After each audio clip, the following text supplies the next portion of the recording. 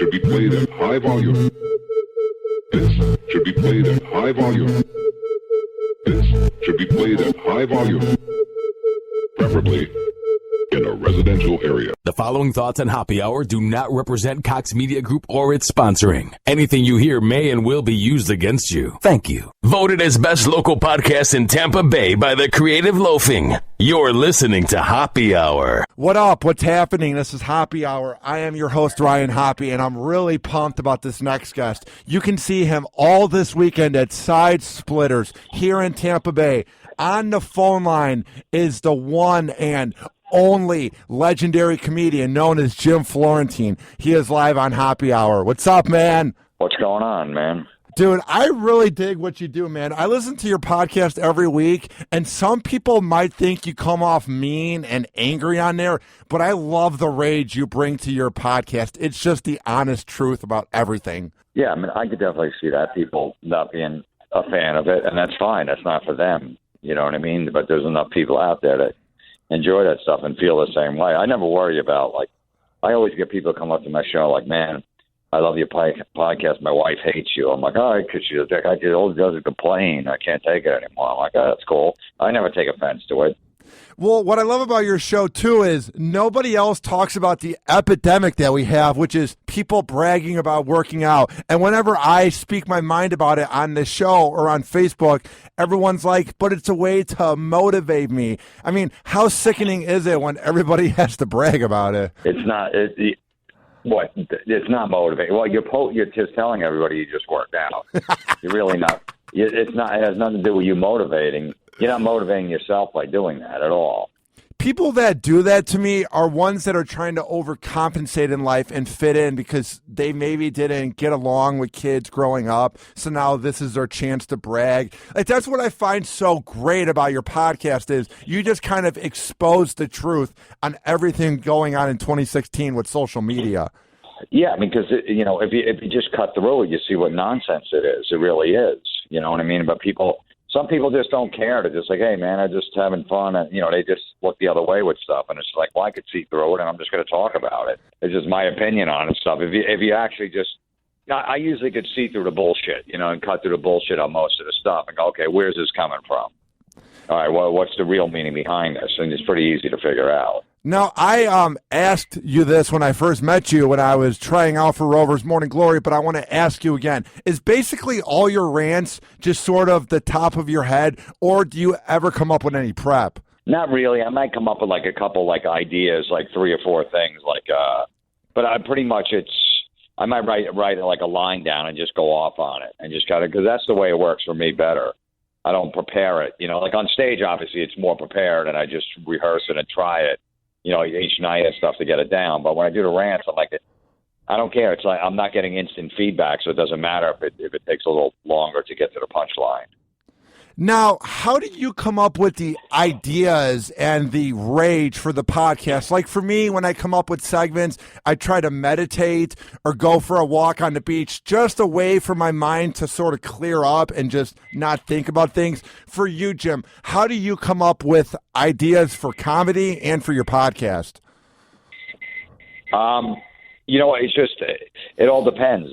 People send me different Facebook posts or vanity plates or something like that. Or if I just see some new thing out that everybody's jumping on the bandwagon, like that whole bucket challenge, the ice bucket challenge thing. Everybody just jumped on that bandwagon, yeah. and then they have to call you out. I challenge you, and you better do it, or you have to donate money. I'm like, fuck you. You do your fucking silly nonsense because everybody else is doing a bucket challenge. So we'll do.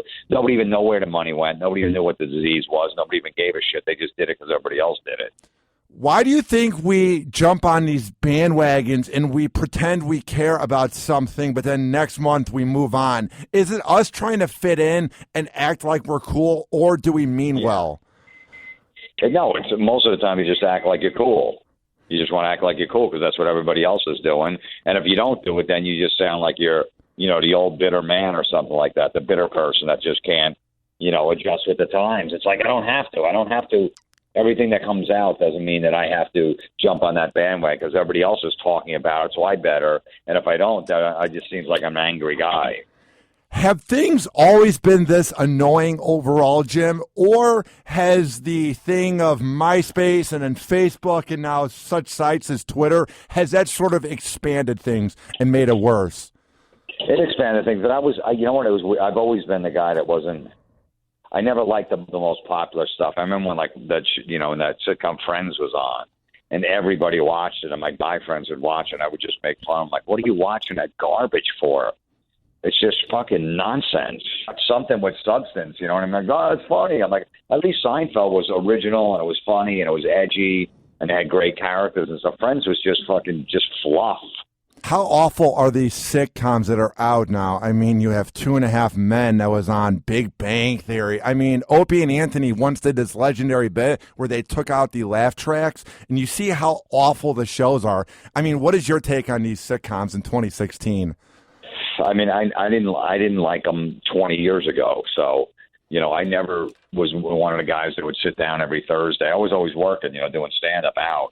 I never was the guy, I got to be home on Thursday, 8 o'clock, because, you know, I like this sitcom. No, it's always been terrible. And the laugh track is brutal. There's no reason for a laugh track. You don't have to tell me when I'm going to laugh. I can figure it out myself. I never liked the laugh track at all. It's just stupid. And then, you know, you see the promos. Like, I'll watch football on Sundays, and you see the promos for these, you know, sitcoms, and all they're doing in the promo is dancing.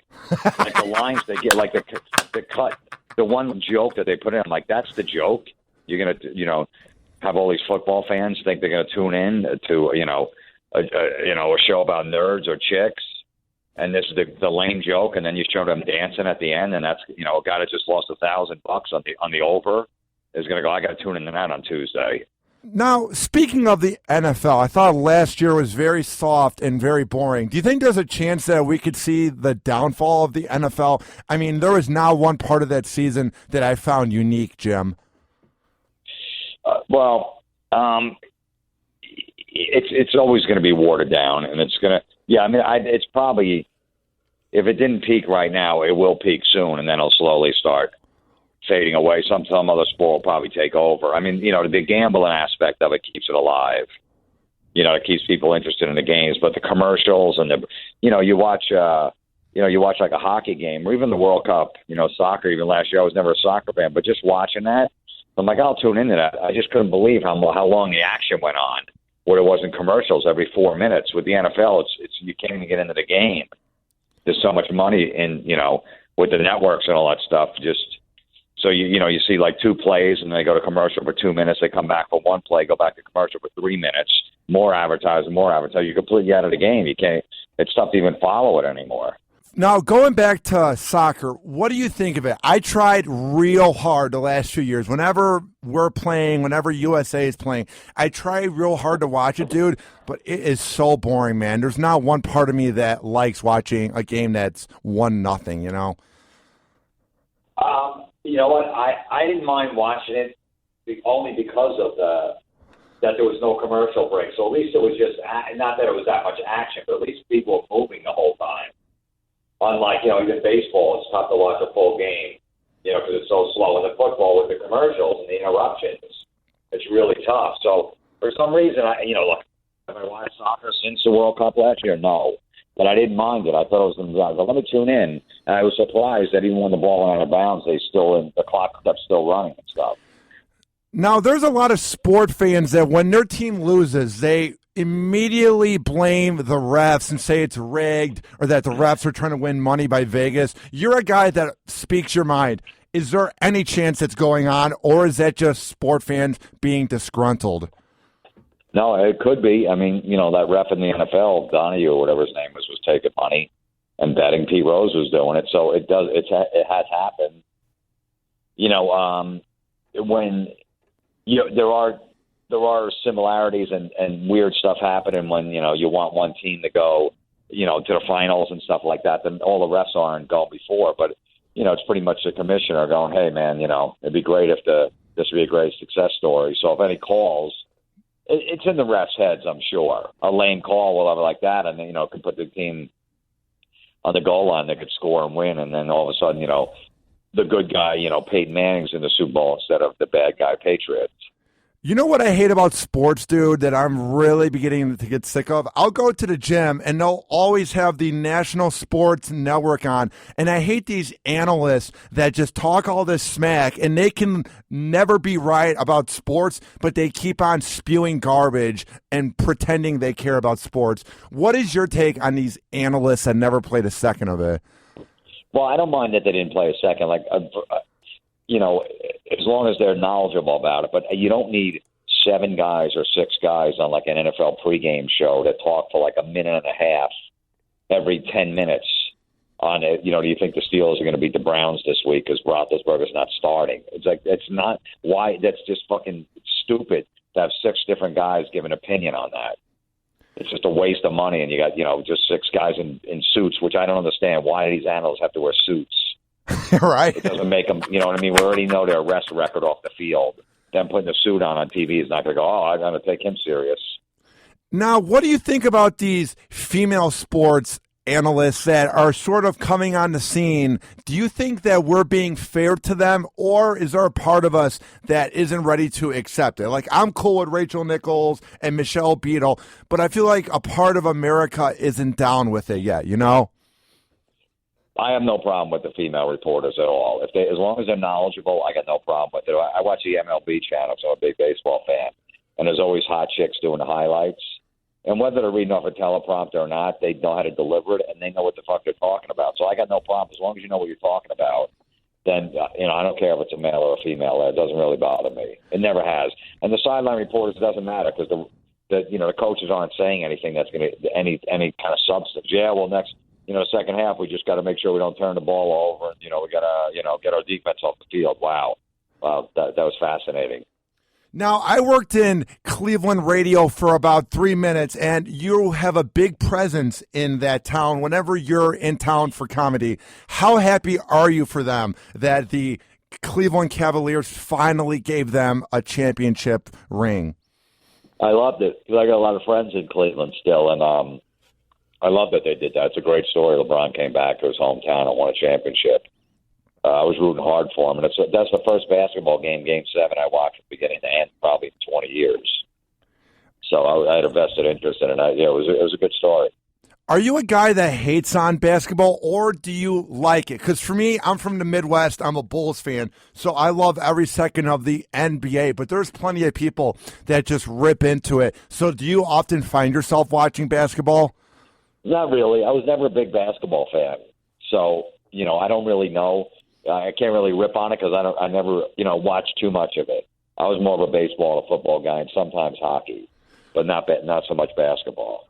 What I like about you too, Jim, is that you're a big sports fan, but you're not nauseating about it. There's the worst type of sports fan, and that's when they say the word we or us, when they try to act like they're a part of the team, or they're often wearing goofy outfits. Like, isn't that nauseating when these guys feel like they're a part of the team?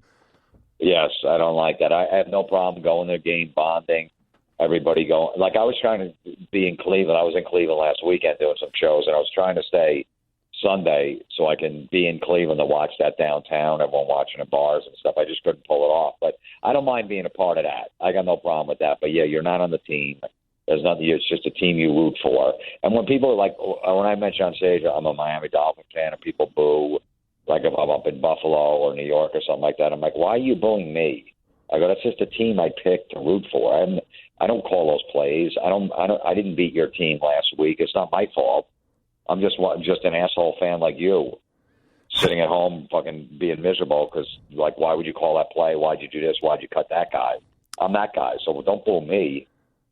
How awful is it being a Bills fan? Because I'm a Bears fan, and other teams in Illinois do good, but I can't imagine just never winning a championship, Well, they had some good years, but when you get Rex Ryan, when he wore hours welcome with the Jets, and then you sign him right away for like 5 years, $27 million, like what a fucking joke, because you wanted him to bring personality. He's like a fucking WWE wrestler. He's just all fucking just shoots his mouth off. He's got nothing behind it. Are you a type of sports fan that would rather have a coach that's more laid back and gets the job done, like, let's say, Dungy, more than a loudmouth like Rex Ryan? I don't mind a loudmouth like him. Just back it up. He doesn't back it up. I mean, that's the problem with him. He just, he just says all this stupid stuff, and then it gets put on the team, because then they feel like they're under more pressure and stuff like that. I don't know if it really motivates another team. I mean, you should be pretty much motivated going in anyway, whether your coach says we're going to win. I don't know how you're going to play harder, but I don't mind an outspoken guy as long as he delivers. Now, I want to ask you this because you're a very outspoken guy. What is your take on this 2016 election overall? Are you annoyed by it? Are you able to find humor in it? What are you thinking about it? Yeah, it is pretty much a circus, but at least with Trump, no matter what you think about him, at least he broke barriers down and got this far. A guy out of nowhere where, if this never happened, you never thought it was always going to be a Republican or a Democrat, someone that was in the system for the last 20, 25 years, a crusty veteran. They're in the system where there's going to be no changes like there ever been. So you get like someone like Hillary, who's, been around forever, is all, in with the pharmaceutical companies, the banks, the Wall Street, Monsanto, all that bullshit. So nothing's going to change. She's just taking fucking money from people and looking the other way. And then you get a guy like Trump that comes out of nowhere that can maybe shake things up. It's good for the future because maybe in 4 or 8 years, someone really good out of nowhere could show up and win the election and really make some changes. Just that Trump broke down all those fucking got this far coming out of nowhere, being like, hosting a reality show, being a billionaire, is actually good. I liked it that he did that he got this far because it gives you hope for the future that someone with some outside-the-box ideas might be able to win an election and change some shit. But is there a part of you that feels like he got lucky that he was going up against creeps like, let's say, Rubio or Ted Cruz? Because, I mean, the choices that he was going up against, they had no chance against him in these debates. He would out-battle them so hard. Yeah, I don't know. I mean, no one was ready for him. Everyone thought he was going to be out right away, and he just destroyed everybody. Even Chris Christie, who's from New Jersey, where I'm from. In the beginning, by the time he got to when he was running, people like he ain't voting for him. But in the beginning, he was like a hot prospect to be next, on the Republican side to be, be nominated for president. So I think he just went in there and just destroyed and broke down everybody and freaked them out. And everyone's like, man, I like this. No one's seen balls like that in so long. And it was just refreshing because everyone thinks they just want somebody that's PC, just going to go by the book. But a lot of people don't. And a lot of people responded to him because he's just like, I'm not going to take any shit. I don't need your money. So you're not going to, I'm not going to think like you do just because you gave me some campaign money. I'm doing it on my own. Now, I am not a fan of Trump whatsoever, but what I do like about Trump is that he will say whatever is on his mind, if it's right or wrong, but never says sorry. Because, dude, you've talked about this. Opie talks about this. I despise the fake outrage in 2016 where everybody gets offended by words. It represents the pussification of this great country. You know, Jim? Yeah, absolutely. I mean, Trump will never say he's sorry. That's part of being a narcissist. You don't say you're sorry under any circumstances. Hillary's like that too. But, you could say what you want about Trump. Hillary lies more than Trump. And Hillary is, I think Trump has more respect for women than Hillary. When Hillary was covering up all Bill's shenanigans and threatening these women that Bill was sexually assaulting and basically, saying if you say one word, you believe me, we're coming after you. I mean, to me, that doesn't sound like someone that likes women. So, Trump being a guy going, oh, man, she's got a great ass. You have a girl doesn't have big tits. She's not a 10.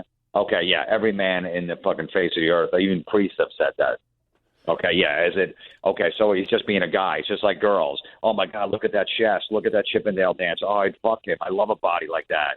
My husband's a fat pig. Okay, so girls said that too. Does that make them sexist? Does that make them hate women? I mean, hate men because they say that shit. You know what I mean? So I got no problem with Trump saying that stuff. Yeah, whatever. He's a guy. Of course he's going to. Obama said the same thing. You don't think Obama's looking at some girl's ass when she walks by in the White House? Of course he is. So, but Hillary don't, I know Trump makes up shit and just fucking gets caught in lies, but Hillary's more of a liar. what I love too, Jim, is when Ted Cruz was attacking Trump's wife for having those sort of provocative pics of her in that magazine. It's like, who cares? These pics aren't going to hurt our country. I thought it was very petty and really immature of Ted. No, it was great, and I love Trump's response. And then he put a picture of Cruz's wife next to it. And, and basically said, okay, this is what I got, this is what you have. And it was like, that's a low blow. No, it isn't. Fucking Cruz started it. That's like a heckler. That's like, it's the same thing as a comedian. When someone says something, I'm on stage, and I go, you fucking suck, man. Get off the stage. Am I supposed to just sit there and take it? Or if I come back, I go, okay, motherfucker, what's your problem? And I beat him down? Like, so is it my fault? I mean, he started it. How do you deal with hecklers? Do you often try to ignore them, or with your rage in the way you deal with anger, do you often just go off on them immediately? No, I don't go off on them immediately. I try to calm them down. I'm like, hey, relax. I got this, whatever. I'll try to diffuse the situation, and if it keeps going and going, then slowly, I won't scream. I'll just slowly break them down. Like if it's a girl heckling and the guy's next door and she just won't shut up and she's ruined the show and she's drunk. Because, she has a sense of entitlement because she's out, so everything better go her way. And then I'll just be like, dude, I go, can you just tell her to be quiet? I'm like, I go, do you realize, I go, there's other girls in here, look at all the girls around. They're not acting like this. Yours is. Just know that most girls don't do this. You don't have to take that. Why do you think they do that? Because often it's when they're about to get married that they're going out for their last night of freedom. And what I find odd is, why are they picking a comedy show to have a big eruption? Do you think it's because they're trying to have their last minute of attention? I think it's just part of the deal. Like, hey, let's go to a comedy club, let's get some food, and then we'll go out or something. I just think it's like more of tradition. But in this day and age, you really should research the comedian before you go out. Pretty much everyone has some kind of clip of them on YouTube or their website. So when you go to the website on your phone, it's not like you even have to go home and get on your computer to find out. You can look right on your phone. Oh, who's at the comedy club? Let's look up this guy, see if he's funny, and know what you're going in to see. You know what I mean? When people go see a movie, they don't just walk in blindly, not knowing what kind of genre it is, and then 10 minutes in go, I fucking hate romantic comedies. I want my money back. Now, speaking of women, you're a guy on your podcast where you admit that you weren't really good with women when you were growing up. What was the age where you began to peak and you then grew confidence? About 22. Well, I was always just, I was the friend with the girls. Yeah. Girls just wanted to be friends with me, so I was the nice guy, and then I turned into a jerk, and just started, being a little more aloof and just, not, at that age, when you're 22, there's a lot of the girls want the bad boy, the guy that's a problem, the guy that won't call them back, get back to them, most of them grow out of it, but during that phase, they want that, they don't like the not 5 nice guys that like them, so you have to try a different approach, almost like blow them off. I hated doing it. I didn't want to do it, but that was the only way it worked. Yeah, that's what has helped me get laid recently. It's amazing how when you ignore them and pretend that they don't even exist, Jim, that's when they cling to you. But if you show them any clinginess on your end, that's when they get turned off. That's what I've began to notice recently. Yeah, especially your age. That's most of the girls are gonna be like that. They're confused. They don't know what they want right now, but most of them do want that one. They don't understand when that one won't get back to them. And that's the one they go after. So that's the way you got to play it. It's stupid. It's games, but, unfortunately, that's the way. That's how, how you can get in their pants. Dude, do you look at kids my age, and do you ever get jealous of us because we have apps like Bumble and Tinder, and you say, I could have so got laid all the time, Yeah, I mean, it is easier where, I had to go to a bar and everything like that. But, it was still fun going to the bar and hunting it down and trying and, working this and trying to get phone numbers, all that stuff. So this makes it a little easier. I don't know if people are getting laid more because of the apps, though. I think it's just easier. You don't have to get off your couch and do any effort. You can just talk to some whore that wants to bang you, I think that's just the one difference. That's nice. Absolutely. That makes it a lot easier. What was your go-to move at the bar? How would you approach women to bring them home? I don't, usually I didn't approach them. I would try to get eye contact from them. Like if they were looking at me, I'd be looking at them and smiling. So I knew they were interested. I never went up blind, cold, because I wasn't a good opener. But if I saw there was some kind of interest there, then I would go over and start rapping with them. Now, right now you are single. How has everything been? You're like 52 years old, so how has everything been? Do you talk to girls that are younger? Do you like girls that are your age? How has everything been for you during this dating period? I'm actually 51, so. My bad. I didn't mean to make you any older, Jim. No, I don't care. I don't give a shit about that. No, I'm not going to date a girl in her 20s, obviously. You know what I mean? I'm not joining Snapchat. I'm not fucking listening. I'm not listening to that fucking Drake cell phone song. You know what I mean? That shit. So, but I don't know. Look, as long as they're fun, I can relate to them, and they got a good sense of humor. I don't really care about the age. It's got to be at least in their 30s. How often do women come up to you now in 2016 after your shows, or maybe hit on you, or just want to talk to you, since you are the center of attention, being the main act in each town you go to? Very rare. Really? You're saying that women don't just throw themselves to you, Jim? No, they never have. It doesn't really happen in comedy clubs because we're telling jokes. We're not in a band. It's usually couples that come to a comedy show. People that are married or dating or something like that. You don't get a bunch of hot single chicks coming to the show. Usually people are taking it's a good date night thing to do. And, I got more of a guy audience. I got guys in fucking costume T-shirts want to talk about the Scorpions tour from 1988 with me. I got plenty of that. See, me and you share mutual friends with both Joe Howard and Chad Zumock, and they said that that's how they pick up women, is that girls come up to them after shows. Do you think they're maybe lying to me about that? No, it's probably true, but, I don't know.